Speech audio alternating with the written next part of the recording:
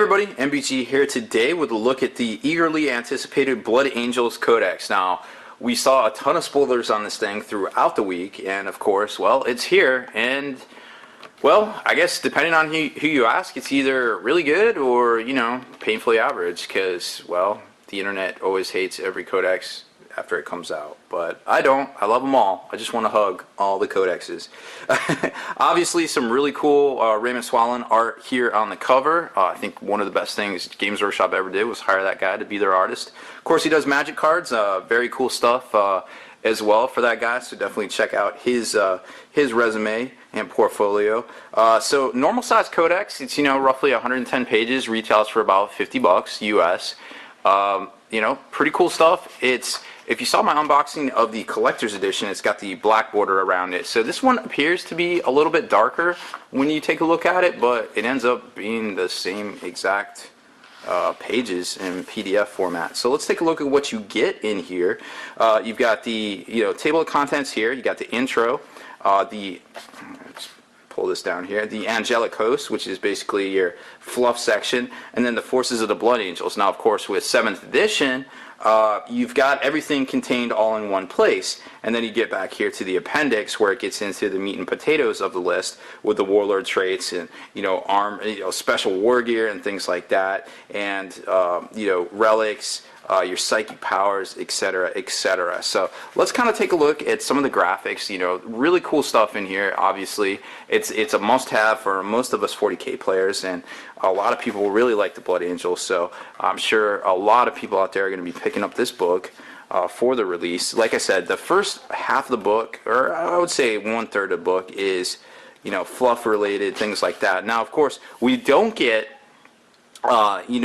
painting guides and things like that anymore in here, but what we do get is barking dogs, because I'm actually not at my house. I'm at a friend's house this weekend, which is really great because it's my birthday weekend and I've had a really cool time. So that's all you can really ask for. Then you get, of course, there's the figure showcase in the middle of all of this, where it shows off, all of the great minis and combinations of things that Games Workshop has put out.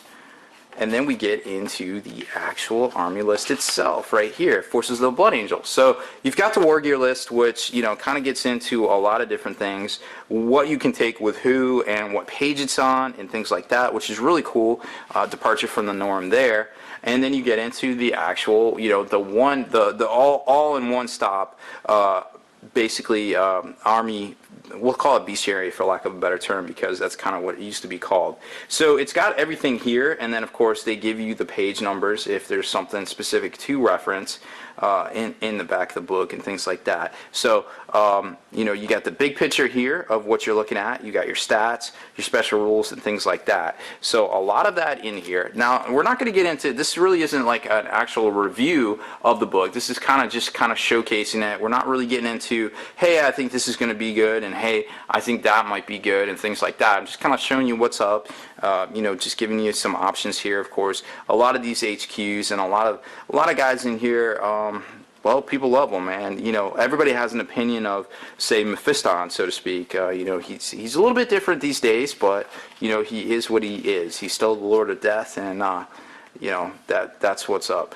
So lots of different options. It's definitely worth reading this book. A lot of people said Vindicators didn't get the fast upgrade. Well, there it is right there, 10 points. Love it. Blood Angels Battle Company, you got a formation in here. In the back, we've got the 2 Lord of Wars that you probably already heard about if you've been following the rumors throughout the week.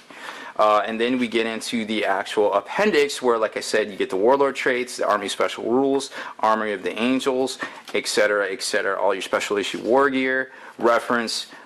Then you've got an actual ball strike force. So there's lots of cool stuff in here. Tactical objectives. If you didn't get the cards, now at least you know what the special ones are, so you can add them, maybe make them up on index cards and things like that, and throw them in with your with your set of tactical objective cards. And then the reference guide with the fold out centerfold. I wish it was a little bit more sexier, guys, but I'm sorry, it's not. It's just special rules here. So that's pretty much it. It's a great looking book.